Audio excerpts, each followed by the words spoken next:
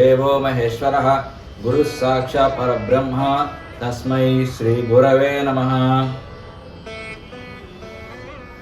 ముందుగా touch video సబ్స్క్రైబర్లకి మరియు వీక్షక ప్రేక్షకులకు క్రోధినామ సంవత్సర ఉగాది శుభాకాంక్షలు. ఈ క్రోధినామ సంవత్సరంలో ఏ రాశి వారికి ఏ విధంగా ఉంది మనం చూసుకుంటే, పోయిన శోభకృత నామ సంవత్సరంలో చాలామంది చాలా రకముల ఇబ్బందులు అనేవి పడ్డారు. అదేవిధంగా మరి ఈ క్రోధినామ సంవత్సరం ఎలా ఉంది, ఏ రాశి వాళ్ళకి ఎలా ఉన్నది, ఎలాంటి వారి పరిహారాలు ఏం చేస్తే ఆ కష్టాలను దాటచ్చు అనేది రాశిపరంగా మనము ఇప్పుడు చూసుకుందాం. ముందుగా మేషరాశి వారికి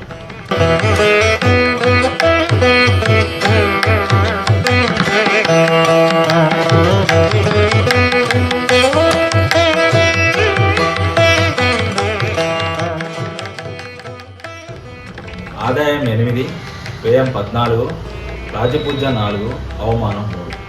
చాలామందికి ఒక సందేహం ఉంటుంది, ఆదాయం 8 అని వ్యయం 14 ఉందండి, అంటే అది ఏ విధంగా అసలు దాన్ని మనం అర్థం చేసుకోండి. మీరు చూసుకుంటే ఇప్పుడు ఆదాయం 5 ఉండి వ్యయం ఒక 10 ఉంది అనుకోండి, అంటే వీరికి వచ్చే లాభం అనేది 5 రూపాయలు అనుకోండి, ఖర్చు 10 రూపాయలు ఎలా ఉంటుందంటే అంటే ఆ మిగతా 5 రూపాయలు అనేది అప్పుగా తెచ్చుకొని మరీ ఖర్చు పెడతారు. అదేది ఇక్కడ మీరు అర్థం చేసుకోవాలి. అంటే ఇక్కడ మనకు ఆదాయం 8 ఉంది, అంటే వ్యయం 14, మిగతా అమౌంట్ అనేది బయట అప్పు తెచ్చి మరీ ఖర్చు పెట్టాలి, అంత ఖర్చు ఉంటుందనేసి మనం ఈ ఆదాయ వ్యయంలో మనం తెలుసుకోవచ్చు. రాజపూజ్యం 4, అవమానం 3, అంటే మిమ్మల్ని నలుగురు పొగడగా ముగ్గురు అవమానించేది ఎక్కువగా ఉంది. ఈ రాశి వారికి గ్రహాచారం పరిశీలించగా వీరికి గురుఫలం మంచిగా ఉందని తెలుసు. ఇంట్లో శుభకార్యాలు జరిగే సూచనలు ఎక్కువగా ఉన్నాయి. విద్యార్థులకి అనుకున్నంత మంచి ఫలితాలు రాకపోవచ్చు. దూరపు బంధువులతో సంబంధాలు బలపడతాయి. తరచూ వేడుకల్లో ఇతర కార్యక్రమాల్లో పాల్గొంటారు. వస్తు వాహనాలు కొనడానికి ఎక్కువగా మొగ్గు చూపిస్తారు. దోష నివారణకు సంబంధించిన కార్యక్రమాల్లో పాల్గొంటారు, వాటిని ఆచరిస్తారు. ఆరోగ్యం పట్ల శ్రద్ధ వహించాలి. తన వ్యాపారాలు కలిసి వస్తాయి. సొంతంగా ఏదైనా చేయాలన్న ఆలోచన కార్యరూపం దాల్చుకుంటుంది. ఈ రాశివారు అభయ ఆంజనేయ స్వామి ఆరాధన చేయడం వల్ల అన్ని విధాలుగా శుభదాయకం. తర్వాత వృషభ రాశి.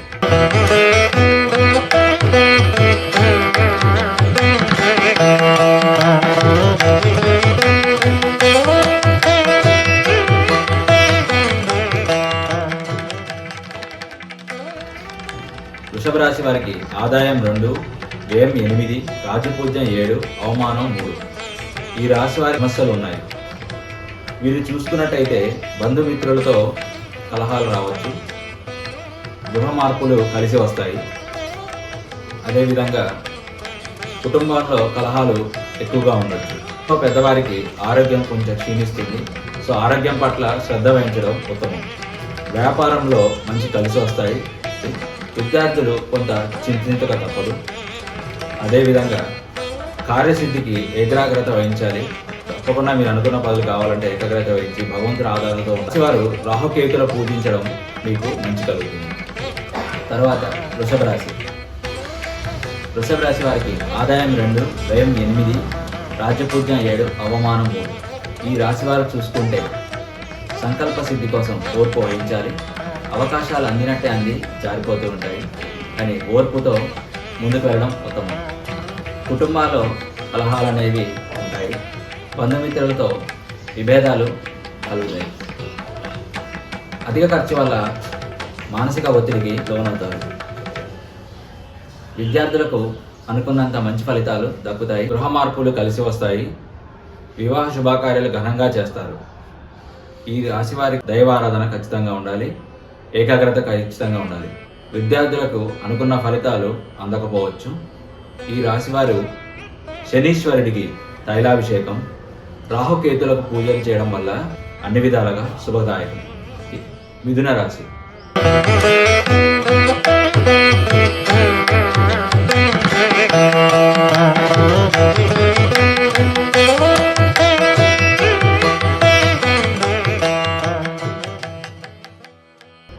ఆదాయం 5, వ్యయం 5, రాజ్యపూజ్యం 3, అవమానం 6. ఈ రాశి వారికి ఆదాయం 5, వ్యయం 5గా ఉండడం వల్ల కొంత మంచిగానే ఉంటుంది. ఈ రాశి వారి కొత్త యత్నాలు ప్రారంభిస్తారు. మీ కృషికి నిదానంగా ఫలితాలు వస్తాయి. అందువల్ల ఏకాగ్రత వహించడం ఉత్తమం. ఈ రాశి వారికి చూసుకుంటే ఇంతవరకు వివాహం కాని వారికి ఈ సంవత్సరం వివాహము అవుతుంది. విద్యార్థులకు అనుకున్న ఫలితాలు దక్కుతాయి. అదేవిధంగా కుటుంబాల కలహాలు కొంత మెరుగుపడతాయి. వస్తువుల మీద కానీ ఇల్లు కానీ స్థలాలు కొనే వాళ్ళకి ఈసారి చాలా మంచిగా ఉంది. ఈ రాశివారు కొత్తగా ఏదైనా ప్రారంభించాలనుకున్నా వారికి అనుకూలంగా ఉంది. ఆరోగ్యం పట్ల జాగ్రత్త వహించాలి. తరచూ వైద్య పరీక్షలు చేయించుకోవడం ఉత్తమం. పదవి కోసం చూస్తున్న వారు త్వరలోనే శుభవార్తలు వింటారు. వ్యవసాయ రంగం వారికి అనుకున్నటువంటి మద్దతు ధర దక్కుతుంది. చేతి వృత్తుల వారికి మంచి లాభాలు వస్తాయి. ఈ రాశి వారికి శ్రీ లలిత సహస్రనామ పారాయణం శుభదాయకం. తర్వాత కర్కాటక రాశి.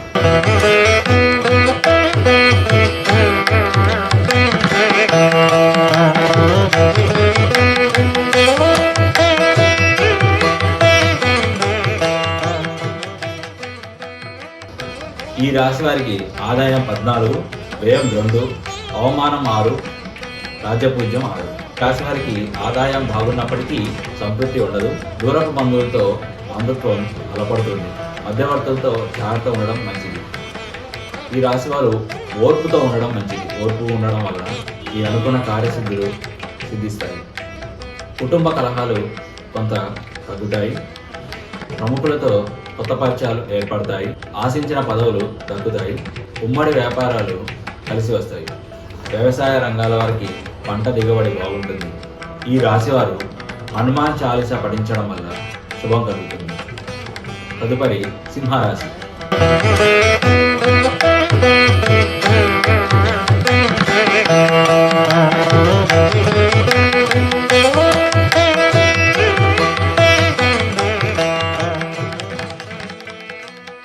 ఆదాయం 2, వ్యయం 14, రాజ్యపూజ్యం 2, అవమానం 2. ఆదాయానికి మించిన ఖర్చులు ఎదురవుతాయి. సమయానికి ధనం సర్దుబాటు కాకపోవడంతో చికాకులు ఎదుర్కొంటారు. మనశ్శాంతి కోల్పోతారు. బంధుమిత్రులతో విభేదాలు ఎదుర్కొంటారు. నగదు వస్తువుల్ని జాగ్రత్తగా ఉంచుకోవాలి. చిత్తశుద్ధితో విజయాన్ని సాధిస్తారు. ఉపాధ్యాయులకు ఉన్నత పదవులు అందుతాయి. ఆరోగ్యం స్థిరంగా ఉంటుంది. నిరుద్యోగులకు ఉపాధి కలుగుతుంది. వ్యవసాయ రంగం వారికి లాభం చేకూరుతుంది. ఈ రాశి వారి శ్రీ సుబ్రహ్మణ్యేశ్వర స్వామి ఆరాధించడం శుభం చేయం. తదుపరి కన్యారాశి.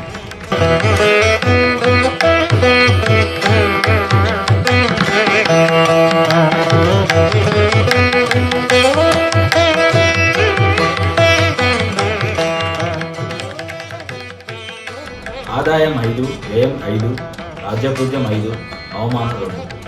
ఈ రాశి వారికి ఆదాయం బాగుంటుంది. వస్తు వాహనాలు కొనడానికి మొగ్గు చూపిస్తారు. దంపతుల మధ్య కలహాలు ఏర్పడతాయి. వాటి వల్ల మానసిక ఒత్తిడికి లోనవుతారు. వివాహ ప్రయత్నాలు శుభం కలగజేస్తాయి. శుభకార్యాల్లో ఎక్కువగా పాల్గొంటారు. నూతన పెట్టుబడులు అనుకున్న లాభాన్ని తెచ్చిపెట్టవు. కొన్ని బాధ్యతల నుంచి తప్పుకుంటారు. తరచూ దేవాలయాన్ని వెళ్ళడం ఉత్తమం. ఈ రాశివారు శ్రీ మల్లేశ్వర స్వామిని ఆరాధించడం శుభదాయకం. తదుపరి తులారాశి.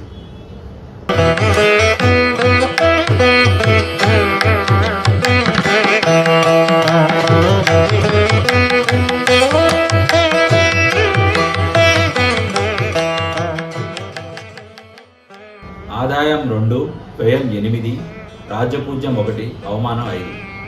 ఈ రాశి వారికి అధిక సమస్యలు మనశ్శాంతిని దూరం చేస్తాయి. మిత్రుల మధ్య కలహాలు ఏర్పడతాయి. తలపెట్టిన పనులు చికాక్కి దారితీస్తాయి. దంపతుల మధ్య సఖ్యత లోపిస్తుంది. విద్యార్థులకి అనుకున్నటువంటి ఫలితాలు రావు. ఉపాధ్యాయులకి ఒత్తిడి పెరుగుతుంది. వ్యవసాయ రంగాల వారికి మంచి లాభం కలుగుతుంది. వైద్యులకు న్యాయవాదులకు మంచి లాభాలు చేకూరుతాయి. వ్యాపారస్తులకి కొంత నష్టం అనేది జరుగుతుంది. ఆరోగ్యపరంగా కొంత శ్రద్ధ చూపించడం మంచిది. ఈ రాశి వారు 3 నెలలకు ఒకసారి శనీశ్వరునికి తైలాభిషేకము, రాహుకేతులకు పూజ చేయడం వల్ల మంచి ఫలితాలు వింటారు. తదుపరి వృశ్చిక రాశి.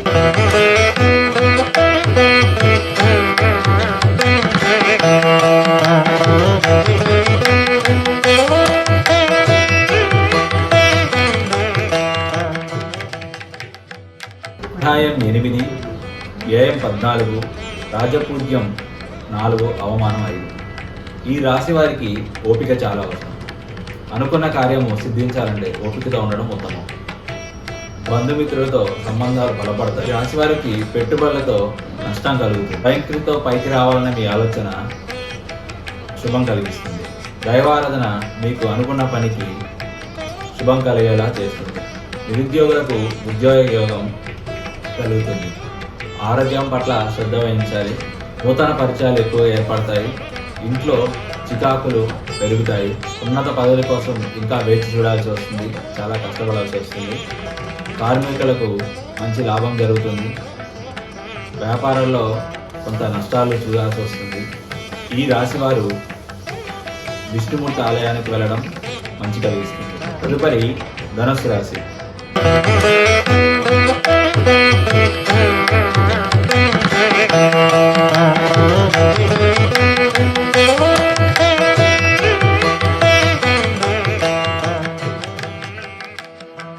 ఆదాయం 11, వ్యయం 5, రాజ్యపూజ్యం 7, అవమానం 5. ఈ రాశి వారు ఉన్నత పదవులు స్వీకరిస్తారు. అనుకున్న కార్యసిద్ధి నెరవేరుతుంది. కుటుంబ కలహాలు కొంత మెరుగుపడతాయి. ఉపాధ్యాయులు విద్యార్థులకి అనుకున్నటువంటిది సాధించడానికి కొంత మార్గం సులభం అవుతుంది. తన వ్యాపారస్తులకు మంచి లాభం చేకూరుతుంది. పదవి కోసం ఎదురు చూస్తున్న వారికి శుభవార్తలు వింటారు.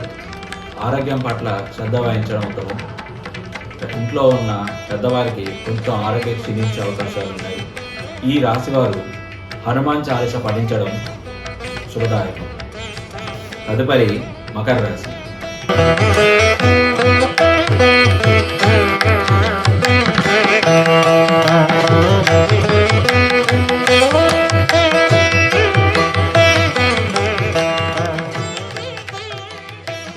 ఆదాయం 14, వ్యయం 14, రాజ్యపూజ్యం 3, అవమానం. ఈ రాశి వారికి దూరపు బంధువులతో సంబంధాలు బలపడతాయి. మిత్రులతో జాగ్రత్తగా ఉండడం ఉత్తమం. కుటుంబాల్లో కలహాలు కొంత మనశ్శాంతిని దూరం చేస్తాయి. ప్రేమానుబంధాలు బలపడతాయి.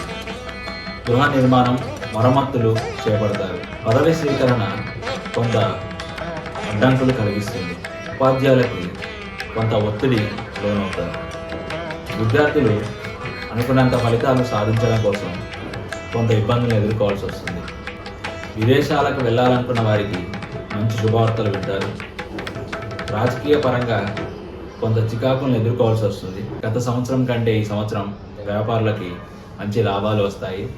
పుణ్యక్షేత్రాలు దర్శించడం మనసుకి చాలా ప్రశాంతంగా ఉంటుంది. వారు శ్రీ వరసిద్ధి వినాయకుడిని ప్రార్థించడం శుభదాయకం. తదుపరి కుంభరాశి.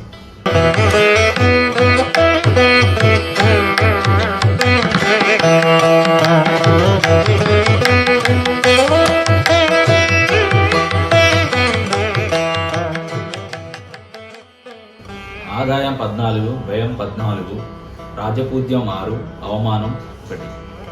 ఈ రాశి వారికి ఏలినాటి శని ప్రభావం ఉన్నది. అందువల్ల కొంత కష్టాలు తప్పవు. ఆదాయపరంగా కొంత బాగున్నప్పటికీ ఖర్చులు అధికంగా ఉంటాయి. దంపతుల మధ్య అనుకోని కలహాలు ఏర్పడతాయి.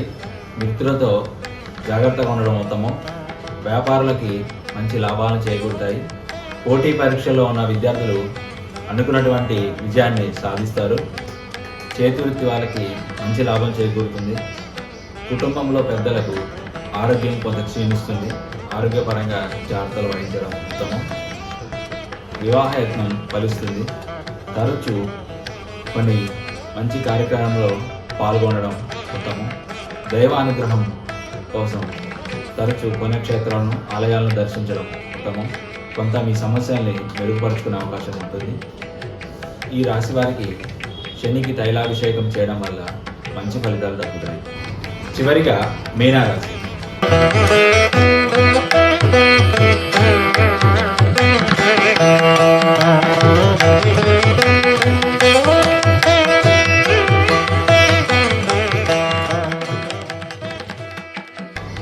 ఆదాయం 11, వ్యయం 5, రాజపూజ్యం 2, అవమానం 4. ఈ రాశి వారికి ఆదాయం బాగుంది. ఖర్చులు తగ్గించుకోవడం ఉత్తమం. వాహనాలు, వస్తువులు కొనడానికి మొగ్గు చూపిస్తారు. అనుకోని కష్టాలు ఎదురవుతాయి. ప్రభుత్వ కార్యాలయాల్లో మీకు పనులు తొందరగా కావు. దంపతుల మధ్య కలహాలు మొదలవుతాయి. అనుకున్న పని చేతిదాకా వచ్చి దూరం అవుతూ ఉంటుంది. నిరుద్యోగులకు ఉపాధి కలుగుతుంది. ఉపాధ్యాయులకు ఉన్నత పదవులు చేకూరుతాయి. విద్యార్థులకు ఓపిక, ఏకాగ్రత ప్రధానం. ఏకాగ్రతతో శ్రమిస్తే ఉన్నత ర్యాంకులను సాధిస్తారు. వ్యవసాయ రంగాల వారికి అనుకున్నంత లాభము చేకూరదు. మిత్రుల మధ్య అనుకోని వివాదాలు పెరుగుతాయి. ఈ రాశివారు శివారాధనలో ఉండడం వల్ల మంచి కలిగే అవకాశాలు ఉన్నాయి.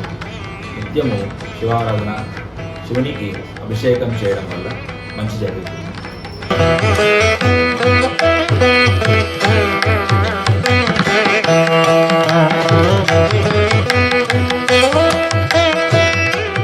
ఇప్పటి వరకు మనం ఈ క్రోధి నామ సంవత్సరంలో ఏ రాశి వారికి ఏ విధంగా ఉంటుందనేది తెలుసుకున్నాము. కొంతగా చూసుకున్నట్టయితే ఈ సంవత్సరం కొంత కష్టాలు అనేది ఉండడం వల్ల ప్రతి ఒక్క రాశివారు దైవానుగ్రహంతో ఉండాల్సిందిగా కోరుకున్నాం. ప్రతిరోజు దేవాలయానికి వెళ్ళడం చేకూరుతుంది. పుణ్యక్షేత్రాలు దర్శించడం వల్ల కొంత మనసుకి ప్రశాంతత కలుగుతుంది. ఆ భగవంతుని ఆశీస్సులు మీకు ఎల్లప్పుడూ ఉండాలని మనస్ఫూర్తిగా కోరుకుంటుంది. సర్వే జన సుఖినో భవంతు. Keep in touch. Please touch subscribe button.